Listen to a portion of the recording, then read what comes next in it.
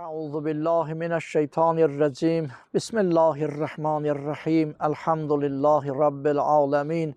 Ve sallallahu ala seyyidina ve nebiyyina Muhammedin ve alihi teyyibinet tahirinel ma'sumin. Bella'nud daimu ala a'daihim ecma'in minel an ila yevmiddin. Esselamu alel Hüseyin ve ala Ali ibnil Hüseyin ve ala evladil Hüseyin ve ala ashabil Hüseyin. Salam, möhtərəm, mümin, bacı, qardaşlarım, dəyərli Zəhra TV izləyiciləri, Allahın salamı, rəhməti və bərəkəti hər birinizin üzərinizə olsun. Allah təbarək və Teala Qur'an-ı Kərimdə buyurur: "Yevmə la yenfe'u malun və la benun illa men etəllaha bi qəlbin səlim." Qiyamət günü haqqında, qiyamət səhnəsini, qiyamət səhnələrindən birini xatırladan bir ayə. O gün elə bir gündür ki, qiyamət günü elə bir gündür ki, insanlara nə onların oğul uşaqlarının, nə də yığdıqları, cəm elədikləri malın, sərvətin bir faydası olmaz. يَوْمَ لَا يَنْفَعُ مَالٌ وَلَا بَنُونَ Nə mal, nə də oğullar, oğlanlar, övlad fayda verməz. Məgər o kəslər ki, illə mən ətəllaha bi qəlbin səlim, səlim qəlblə, salim ürəklə, qəlblə Allah huzuruna yetişənlərdən başqa. Bu ayə ətrafında bir neçə nöqtəyə işarə etmək istərdik. Əvvəla, məsumlar, Allahın salamı olsun onlara, Əhl-i Beyt əleyhimussalamdan yetişən hədislərə diqqət eləyəndə, nəzər edəndə biz görürük ki, axı övladın, salih övladın insana faydası vardır. İmam Sadiq əleyhissalatu vəssalam buyurub: "İzə matə ibn Adəm inqətə əməluhu." Elə ki, Adəm oğlu, insan vəfat eləyər, ölər, dünyasını dəyişən kimi onun əməl dəftəri, onun kitabı bağlanar. Yəni, bundan sonra o nə savab iş görən deyil ki, ora bir savab yazılsın, xeyrxahlıq yazılsın və yaxud əksinə nə də bir günah etməyəcək ki, günah yazılsın.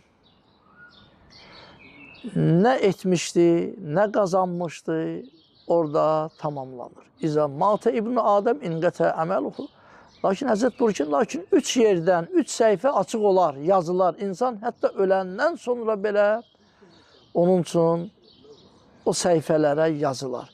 Biri odur ki, bir kəs salih övlad qoyub gedibdir. Yəd'ulə, elə bir övlad ki, onun üçün dua eləyir. Ata-ana üçün dua eləyir. Hətta Qur'an-ı Kərimdə Allah Teala buyurur: Rabbena ighfir lana və li ikhvaninəl-lezine səbəquna bil iman. Möminlərin duasını, çağırışını Allah Teala bəyan edir bu cürət. Ey bizim Pərverdigarımız, ey Allahımız, bizim və bizdən qabaqki iman gətirən qardaşlarımızın günahlarını bağışla. Rabbena ighfir lana və li ikhvaninəl-lezine səbəquna bil iman və la tec'al fi qulubina ghillan lil-lezine amanu. Yəni biz görürük ki, möminlər bu cürə dua edirlər, həm özümüz üçün, həm də bizdən qabaq, yəni 100 il qabaq, 500 il qabaq, 1000 il qabaq, Xatəmül Ənbiya Həzrət Peyğəmbər əleyhissalamın zamanına qədər bizdən qabaq iman gətirən ki, mömin qardaş bacılarımız olub, Allah onların da günahlarını bağışla. Bəs biz görürük ki, 500 il bundan qabaq ölən üçün də insan dua eləyir və yazılır. Hədis buyurur ki, insan dünyasını dəyişdi, əməl dəftəri bağlanır. Lakin 3 yerdən səhifə açıq qalır ki, hey yazılır savab. Biri bir gözəl, salih, əməli salih övlad qoyub ki, onun üçün dua edir. İkinci odur ki, bir tələbə yetirib qoyubdur ki, faydalı işlər görür, insanların, müsəlmanların karına gəlir, Allah bəyənən işlər görür. O tələbə fayda verir cəmiyyətə. Həmin ustad üçün, o mərhum ustad üçün hey savab yazılır, baxmayaraq ki, ölüb dünyasını dəyişibdir. Bir də sədəqə-i cariyə, o şəxs sağlığında belə bir sədəqə edib, məsələn, məscid yolunda, məsələn, yolların çəkilməsində, bir yerin abadlaşmasında, su çəkilməsində və s.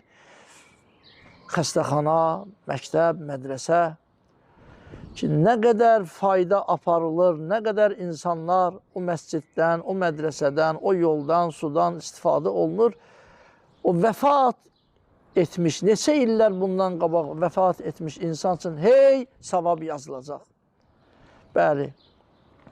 Amma bu ayəyə gəlincə, Allah Teala ki buyurur, يَوْمَ لَا يَنْفَعُ مَالٌ وَلَا بَنُونَ İlla mən ətəllaha bi qəlbin səlim. Qiyamət günü elə bir gündür ki, nə oğul, uşaq, nə mal, nə övlad, oğul fayda verməz. Məgərin ki, qəlbi səlim.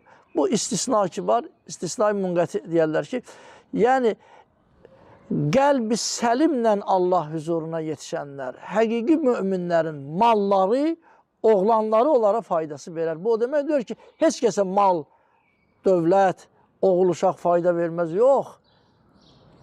İstisna olunur buradakı, qəlbi səlimlə Allah huzuruna yetişənlər ki var, onların o qəlbi səlimi və onların oğul uşağının, onların malının da qiyamətin günündə, sərvətinin də onlara, ki xeyrxalq işlərlə məşğul olublar, Allah istəyən kimi qazanıb və Allah istəyən, Allah buyuran kimi də xərc ediblər, onların malının da, övladının da onlara xeyri olacaqdır. Qəlbi səlim nədir? Dəyərli bacı qardaşlar. İllə mən ətəllaha bi qəlbin səlim. İmam Sadiq əleyhissalatu vəssalamdan soruşdular. Yəbnə Rəsulillah, qəlbi səlim nədir? O hansı qəlbdir ki, Allah bəyənir, tərif edir və Allah huzuruna gərək möminlər o qəlbi səlimlə getsinlər. Həzrət buyurur ki, o qəlbdir ki, orada dünya məhəbbəti yoxdur. Dünyaya bağlılıq yoxdur. Bu demək deyil ki, insanın dünyası olmasın. Qur'an-ı Kərimdə Allah Teala buyurur, وَلَا تَنْسَ نَسِيبَكَ مِنَ الدُّنْيَا Dünyada olan nəsibivi, payı yaddan çıxar, insan gərək zəhmət çəkər, çalışa, dünyası da olar. La məadə limən la məaşələh Dünyada maaşı olmayanın, güzəranı olmayanın, qazancı olmayanın məadı da, ahirəti də olmaz. Və başqa bir hədisdə Əhl-i Beyt əleyhissalam buyurur ki, məlundur o kəs, Allahın rəhmətindən uzaqdır o kəs ki, ahirətini zay eləyir dünyasına görə.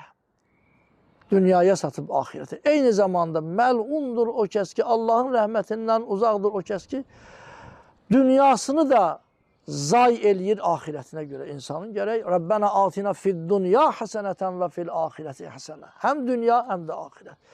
Amma o ki, məzəmmət olunur. Peyğəmbər əleyhissalam, Əhl-i Beyt əleyhissalam məzəmmət edirlər. Bu demək deyil ki, dünyası olmasın insan. Yəni, dünyaya bağlı olmasın. Qəlbində dünya məhəbbəti olmasın. Dünyaya bağlılığı olmasın. Bəli, İmam Sadiq əleyhissalamdan soruşdular ki, qəlbi səlim hansı qəlbdir? Dedi ki, orada dünyaya bağlılıq olmaya, o qəlbidir ki, Allah və Allah sevənlərin məhəbbəti orada olur. Allahın məhəbbəti.